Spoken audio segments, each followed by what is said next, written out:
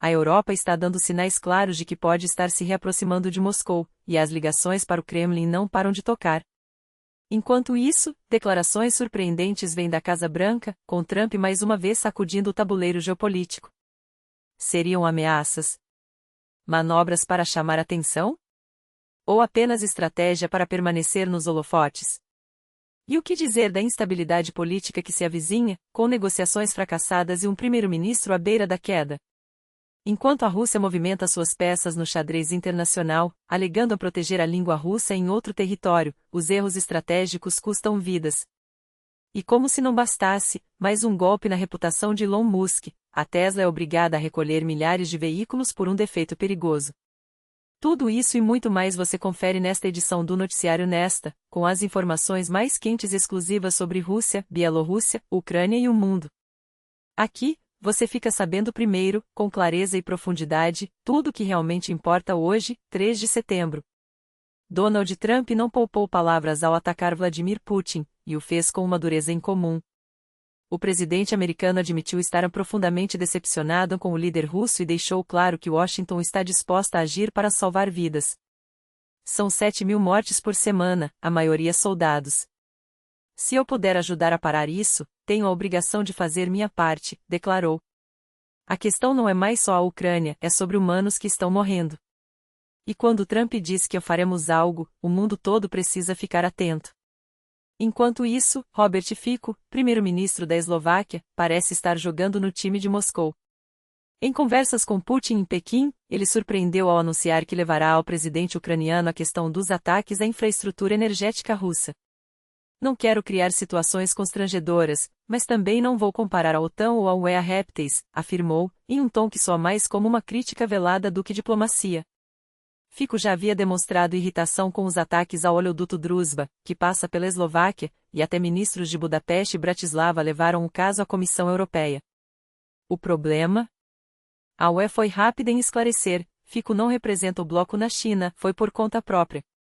Será que ele está seguindo os passos de Viktor Orbán, transformando-se em um novo negociador pró-Rússia na Europa? Especialistas como Alexei Buryashenko apontam que, assim como Orbán, Fico pode estar buscando benefícios pessoais nessa aproximação. Afinal, a dependência energética de Moscou ainda é uma realidade para a Hungria e Eslováquia, e onde há dinheiro, há suspeitas de corrupção. E a Turquia?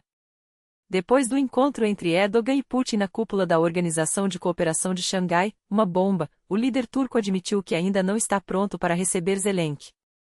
Um recado claro de que Ankara continua equilibrando suas alianças. Enquanto isso, a Tesla enfrenta mais um revés. Desta vez, a Austrália ordenou o recolhimento de mais de 7.000 unidades do Model Y 2025 por um defeito grave no sistema automático das janelas. Um erro no software pode fazer com que o vidro feche com força excessiva, mesmo com obstáculos, como uma mão, no caminho. A solução? Um update remoto, sem necessidade de levar o carro à oficina. Mas não é a primeira vez. Em 2022, 1,1 milhão de veículos foram chamados nos Estados Unidos pelo mesmo problema, e neste ano, 46.000 Cybertrucks tiveram que ser revisadas por falhas na carroceria. Será que a pressa por inovar está custando caro à marca? Na frente geopolítica, Azerbaijão acelera o cerco à influência russa. Se antes 70% das sessões de cinema eram em russo, hoje são apenas 30%, com o turco dominando as telas. A justificativa? A maioria dos azeris não fala russo, mas entende turco.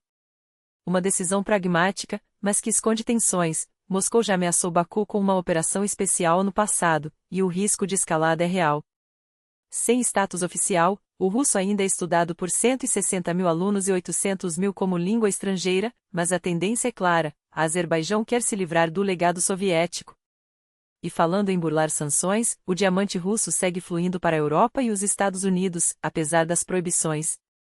Investigadores descobriram que a Armênia é o principal hub desse esquema. As pedras passam por lá, são lapidadas, perdem a sua origem e chegam ao Ocidente como produtos limpos. A peça-chave é a Fars Diamond Company, FDC, criada em 2022 e ligada à Loza, gigante russa do setor. Em pouco mais de um ano, mais de 290 milhões de dólares em diamantes passaram por lá, com a Imperial Diamond ligada aos executivos da Loza como principal parceira. Os intermediários indianos também entram no jogo, exportando para os Estados Unidos e Bélgica. O volume é estratosférico, mais de 270 bilhões de rublos em transações.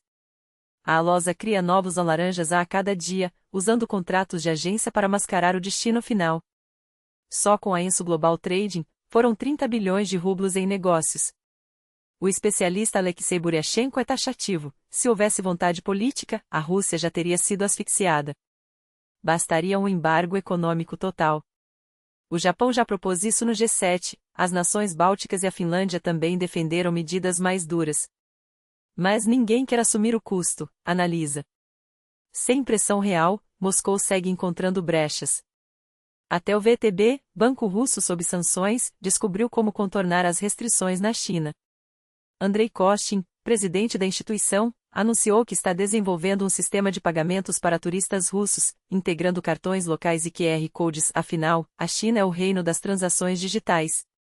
Em um mundo onde as regras são flexíveis para quem tem poder, a pergunta que fica é: até quando a comunidade internacional vai permitir que a Rússia jogue com as vidas e as economias alheias? A resposta pode estar mais perto do que imaginamos. Enquanto o Ocidente se debate em crises políticas e divisões internas, a Rússia avança com uma estratégia clara: substituir o que foi perdido com soluções improvisadas, mas eficazes. Não se trata mais de cartões de crédito ou sistemas financeiros tradicionais. O futuro, para Moscou, está nos pagamentos digitais rápidos, nos QR Codes e nas plataformas chinesas.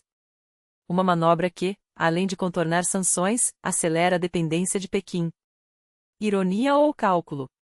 Talvez ambos. E enquanto a França mergulha no caos institucional, com o primeiro-ministro François Bayrou à beira da queda, depois de falhar em conquistar o apoio da extrema-direita do reagrupamento nacional, a Rússia não perde tempo. O voto de confiança marcado para 8 de setembro é mera formalidade, as chances de sobrevivência do governo são quase nulas.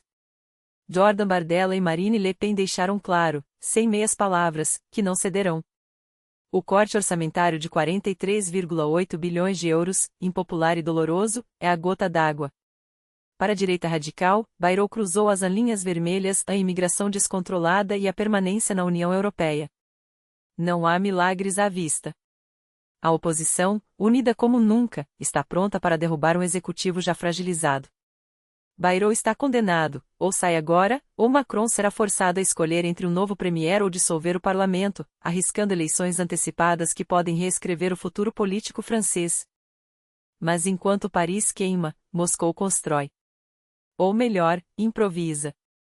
Depois que a Finlândia, agora membro da OTAN, retirou o sistema de navegação Naviarbor, que dominava 30% do mercado global de soluções eletrônicas portuárias, 25% das instalações costeiras e 45% dos simuladores marítimos, a Rússia se viu obrigada a reinventar a roda. Em 2018, Sergei Generalov vendeu a joia da coroa, desenvolvida ainda na era soviética, para a finlandesa Wärtsilä por 210 milhões de euros. Hoje, sem suporte, sem tecnologia e sem propriedade intelectual, os portos e a marinha russa dependem de alternativas ortodoxas, softwares desenvolvidos às pressas pela Citronix, a pedido da Rosmorport, que integram dados de sensores em mapas digitais, ou o sistema Pilot, da Intellect Consulting, um tablet de navegação com mapas do Ministério da Defesa, já testado em Sochi, Astracha e até na base síria de Latakia. Os planos incluem Crimeia, sim, a ocupada, Novorossiysk, Tuapse e o estratégico Estreito de Kerch. Mas aqui está o problema: isso não é inovação, é remendo. Um sistema que já foi referência global agora é substituído por cópias paliativas, montadas com o que sobrou de uma era que a Rússia mesma ajudou a enterrar. A mensagem é clara: quando você expulsa a excelência, resta-lhe a improvisação. E enquanto o mundo avança, Moscou se contenta em sobreviver com o que tem ou com o que consegue copiar. A pergunta que não quer calar: até quando essa estratégia de faz de conta vai sustentar um império que insiste em viver de ilusões? A resposta, como sempre, está nas mãos daqueles que ainda acreditam que a realidade pode ser moldada à força. Mas a história, até aqui, não tem sido gentil com quem aposta contra os fatos. Obrigado por acompanhar até aqui. Sua confiança é o que nos move. Compartilhe, comente, debata, porque ideias como estas não podem ficar em silêncio. Até a próxima, e que as notícias sejam tão reveladoras quanto a verdade que elas escondem.